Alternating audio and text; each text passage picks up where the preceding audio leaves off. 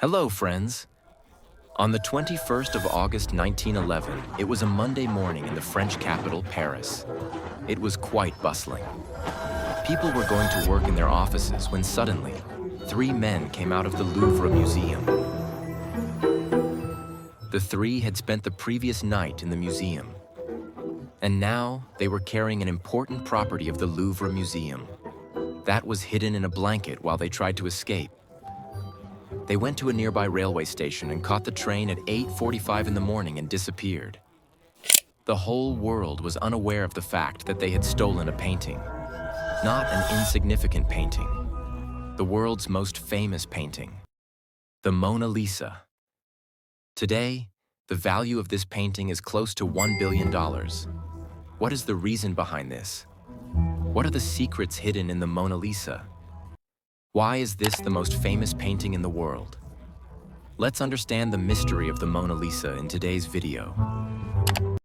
The Mona Lisa was placed in the Louvre Museum in Paris in 1706. But she's about to become a sensation. The Mona Lisa is snatched from the world's most famous museum. An entire day passes before anyone notices the masterpiece is missing. Mona Lisa was painted in 1503 by an Italian artist, Leonardo da Vinci. And this man was so amazing that you won't even believe it. Not only was he a painter, but also an engineer, scientist, sculptor, architect, and theorist. He had knowledge of so many subjects, be it painting, cartography, astronomy, anatomy, botany, hydrology, geology, optics, or even paleontology. An entire video can be made on his life. So, without talking about him too much, let's get to Mona Lisa, which was his most famous painting. But who was this person in the painting? People have always been curious about the identity of the woman in the painting.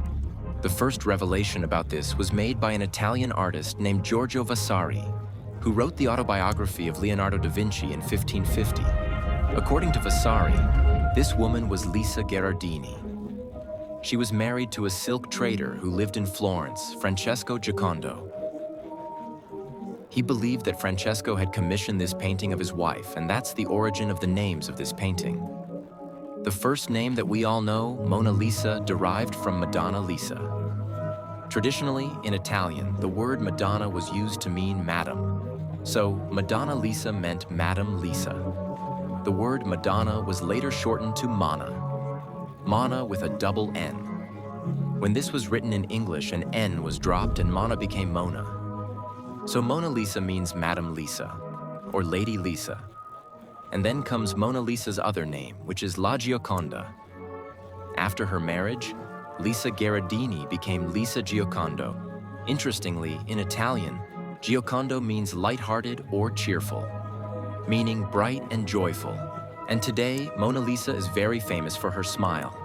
So that's where it got its name, La Giocondo. In French, the word Giocondo is written with a J, like this, Joconde. So that's why when you go to the Louvre Museum in Paris and see the painting of Mona Lisa in French, it would be identified as La Joconde. Now the interesting thing is that in 1550, despite this revelation, people were not ready to believe that Vasari's narrative was correct. Many theories started to emerge about this woman being someone else. Some people said that she was Leonardo da Vinci's mother. Some said that this was a painting of a queen from the Italian aristocracy. The most interesting theory was that in this painting, Da Vinci painted himself. That this painting is not of a woman, but in fact, a self-portrait of Da Vinci, where he imagined how he would have looked had he been a woman. This theory was promoted by artist Lillian Schwartz in an article in 1987. She used digital tools to try to show similarities between Leonardo da Vinci's face and Mona Lisa's image. With this logic, any two faces can be seen as similar by placing them on top of each other.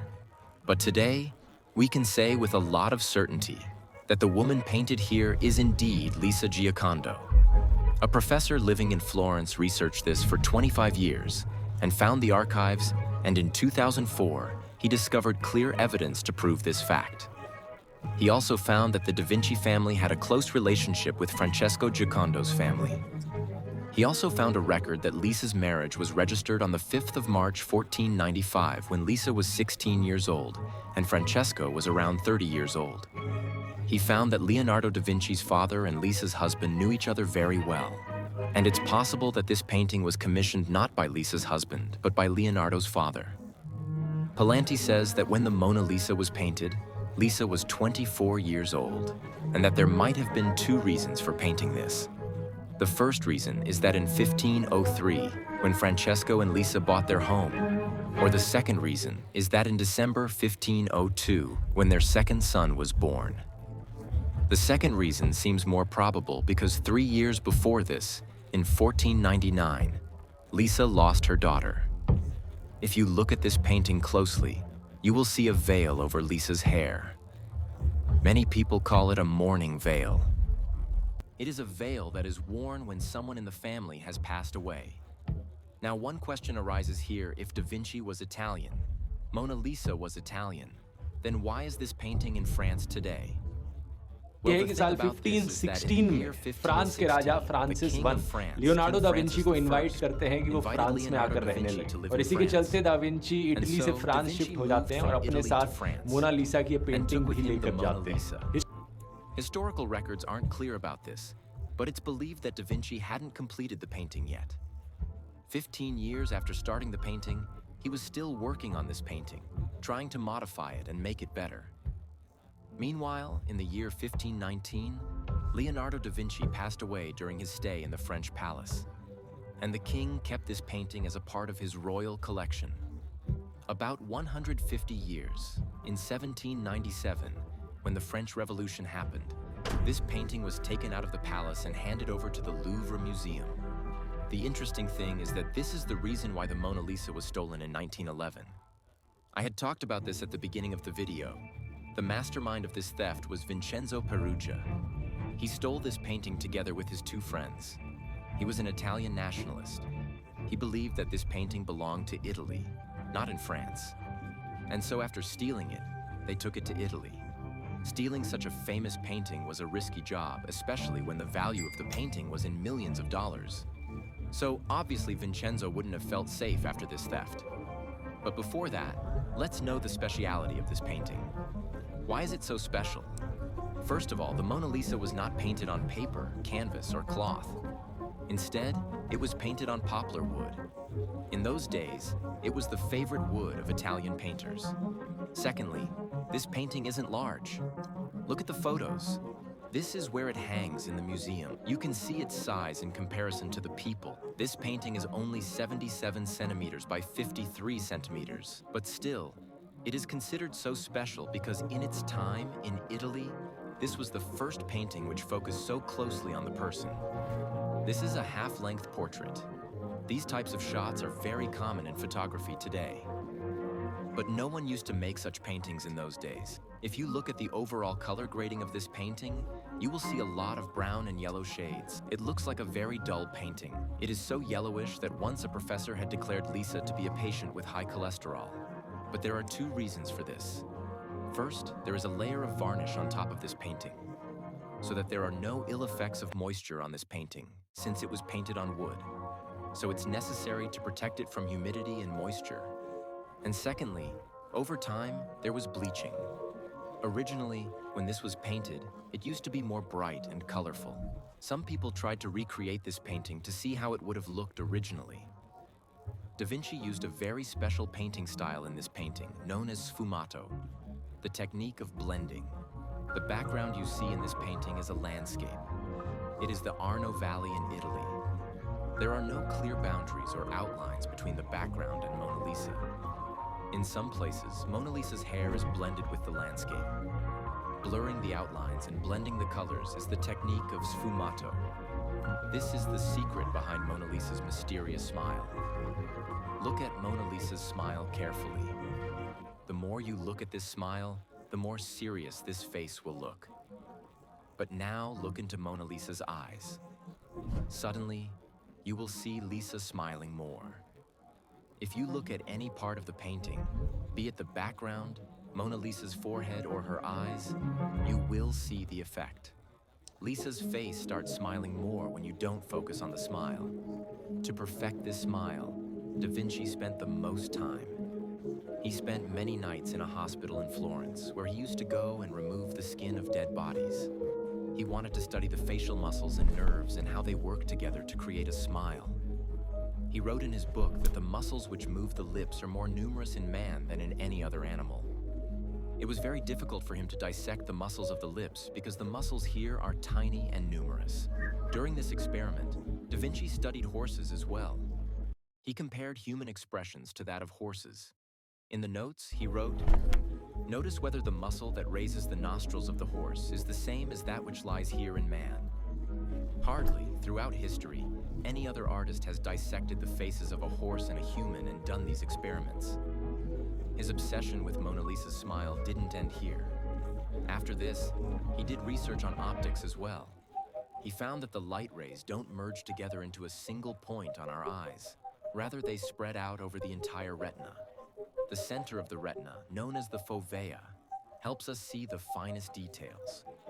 On the other hand, the rest of the retina picks up shadows and black and white imagery more. Using this knowledge, he focused on the shadows in such a way that even when you see the Mona Lisa in your peripheral vision, as in, if you are looking this way and Mona Lisa is on the other side, even if you are not paying attention to Mona Lisa, the effect of her smile is still there. When you look at her smile closely, you will see that its central line is a flat line, is why when you look at her smile, it looks like she is not smiling at all. But on the other hand, the shadows created using the sfumato technique have such an effect that when you look elsewhere, your peripheral vision sees that smile and its shadows are reflected. And then you feel that Lisa is smiling. How would it feel if I told you that the Mona Lisa is not one painting, rather two paintings? This is not a conspiracy theory, it's the truth. Mona Lisa's painting, as we know, a similar painting was created at the same time. The story of this second Mona Lisa began in the year 1504, when another legendary artist named Raphael made a rough sketch using pen and ink. This sketch looked something like this, and if you compare it with the Mona Lisa in Louvre, you can see a huge difference. In this sketch by Raphael, you can see two columns behind Mona Lisa. Here, the researchers believe that Raphael must have made his drawing based on the Mona Lisa painting, so it was initially brushed off. But this theory was disproved by a German art historian in 1993. And Professor Palanti, whom I had mentioned earlier, who had been researching the identity of the Mona Lisa for 25 years, confirmed that Raphael actually lived right in front of the Giocondo family in Florence. So, does this mean that Raphael made an original painting on the same subject, with the same woman in the same pose? This seems quite unbelievable.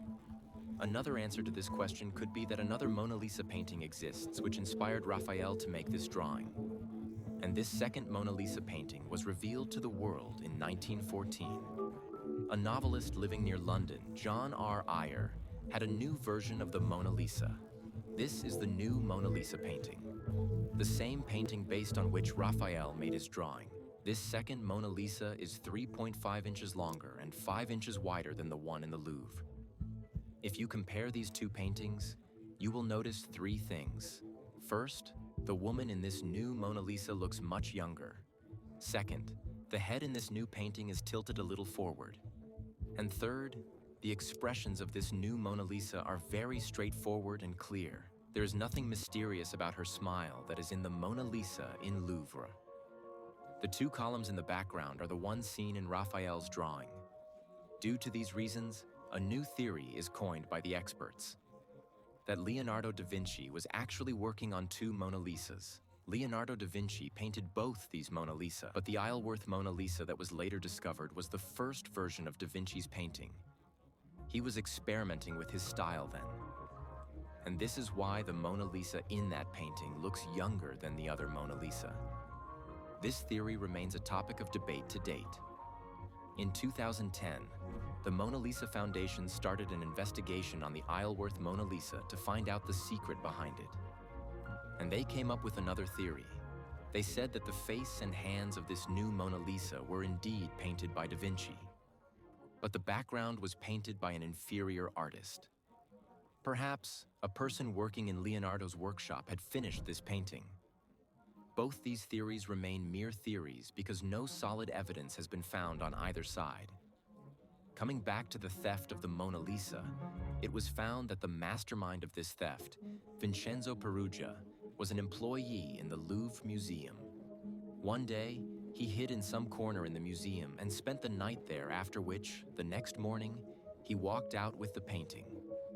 He believed that since Leonardo da Vinci was an Italian, this painting should be in an Italian museum. When the news of the theft spread, it made headlines all over the world. Scores of detectives were put to work to look for the thief, but no one could find him. For 2 years, Peruggia hid this painting at his home. He wondered what he could do with it. The whole world was looking for it. Finally, he became impatient and tried to sell the painting. He tried to sell this painting to an art dealer in Florence, to Giovanni Pocci. Giovanni became suspicious and saw the stamp on the painting to confirm that it was the stolen painting. He was being sold the most wanted item in the world. Because of this, Vincenzo was caught and was sentenced to 6 months' imprisonment. The painting was sent back to the Louvre Museum and was hung up on the 4th of January, 1914. Today, this painting is displayed there, behind bulletproof glass, in strict climate-controlled conditions where humidity is maintained at 50% plus or minus 10%. Temperature is strictly maintained at 18 degrees Celsius to 21 degrees Celsius.